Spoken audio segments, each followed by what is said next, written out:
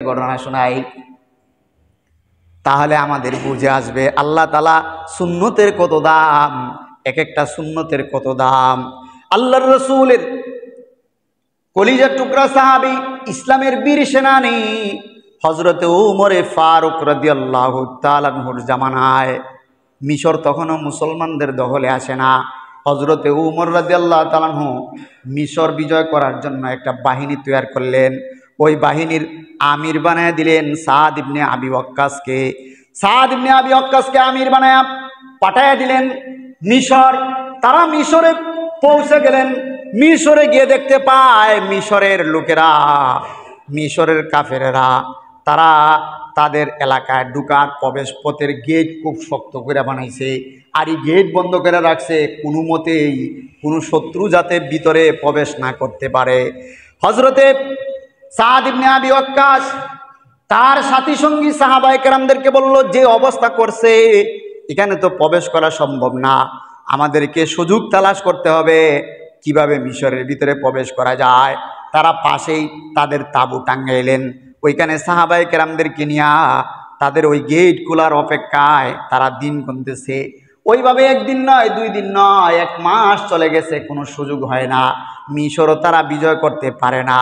হযরত সাদ ইবনে আবি ওয়াক্কাস আল্লাহর রাসূল সাল্লাল্লাহু আলাইহি সাল্লামের সাহাবী আমিরুল মুমিনিন হযরত ওমর ফারুক রাদিয়াল্লাহু তাআলা আনহুর কাছে চিঠি লিখলেন, ওগো আমিরুল মুমিনিন, 1 দিন নয়, 2 দিন নয়, মাস পার হয়ে গেল, আমরা তো মিশরের ভিতরে প্রবেশ করতে পারতেছি না, আপনি আমাদেরকে কোনো একটা পরামর্শ দেন।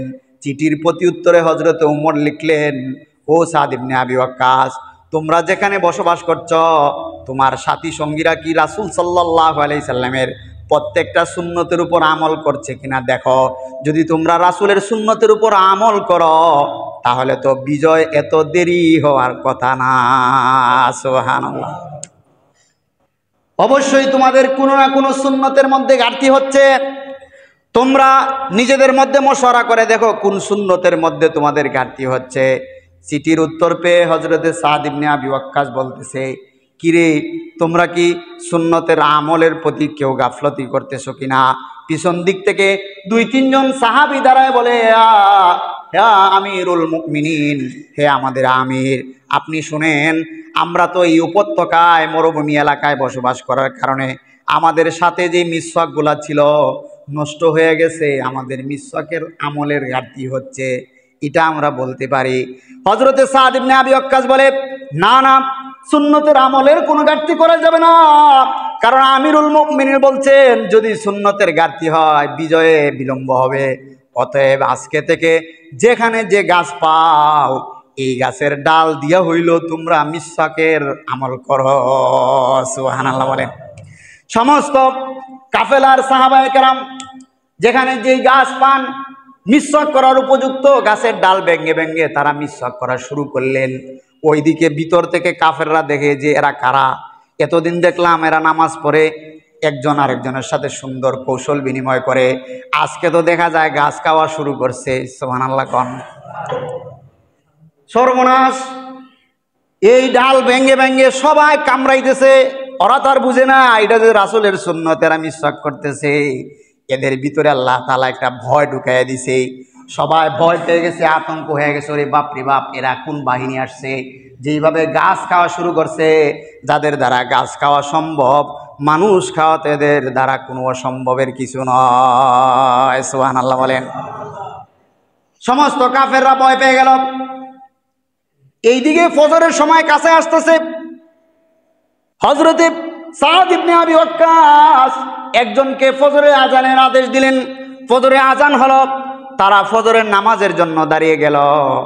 অপরদিকে মিশরের যে দায়িত্ব গদিসীন ছিল সে তার সাথী সঙ্গী নিয়ে তার এলাকা ছেড়ে পলায়ন করলো, সবাই পলাইতে লাগছে। ওইদিকে সাহাবায়ে কেরাম ফজরের নামাজ শেষ করে আমল শেষ করে ওইদিকে তাকায়া দেখে মিশরের গেট খোলা। সাদ ইবনে আবি ওয়াক্কাস বলল, খুবই সতর্ক, এমনও হতে পারে এটা শত্রু বাহিনীর ষড়যন্ত্র হতে পারে, গেট খুলে দিছে, আমরা ভিতরে ঢুকলে তারা আক্রমণ করবে, অতএব কেউ খালি হাতে ভিতরে প্রবেশ করবে না, সবাই অস্ত্র নিয়ে রেডি হয়ে ভিতরে প্রবেশ করতে হবে। তারা আক্রমণ করলে আমরাও যাতে পাল্টা আক্রমণ করতে পারি, আমরা যাতে বিজয় লাভ করতে পারি এই প্রস্তুতি গ্রহণ করে সামনে আগাতে হবে। সাহাবায়ে কেরাম অস্ত্র সজ্জিত অবস্থায় ভিতরে প্রবেশ করলেন। ভিতরে প্রবেশ করে দেখে কেউ নাই, এই কয়েক কিলোমিটারের ভিতরে কেউ নাই, সব ফাঁকা। তারা খবর দিল, হে আমাদের আমির সাদ ইবনে আবি ওয়াক্কাস, কেউ তো নাই। একবারে পিছন মাথা গিয়ে দেখা যায় কয়েকজন দৌড়াইতেছে। তারা ডাকতেছে, তোমরা দৌড়ায় না, ফলায় না, আসো আসো, তোমরা যদি সিলিন্ডার করো আমরা তোমাদের সবাইকে মাফ করে দিব। সুবহানাল্লাহ বলে। তাহলে দেখেন, একটা সুন্নতের কারণে আল্লাহ তাআলা সাহাবায়ে কেরামদেরকে এক একটা এলাকায় বিজয় দান করেছে। সুবহানাল্লাহ বলেন। মিশর এমনিতেই বিজয় এসে গেছে সাহাবায়ে কেরামের হাতে। এই জন্য যারা রাসূল সাল্লাল্লাহু আলাইহি সাল্লামের প্রত্যেকটা সুন্নতের ইত্তেবা করবে, আল্লাহ তাআলা তাদেরকে বিজয় দান করবে। কথা বলেন ঠিক কিনা?